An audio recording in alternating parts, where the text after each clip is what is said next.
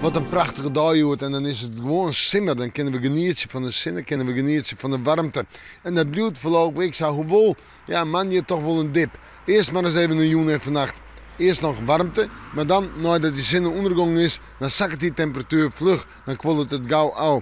En dan heb ik het vannacht op Sanson ont 9 graden, op de eiland 10,5 graden.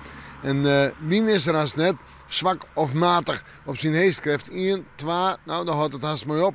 En dan de kans op mist, een waarschuwing voor het verkeer, want er kan dichte mist ontstaan. Joen al, vannacht en meneer Petit ik. En dus nooit waar van morgen.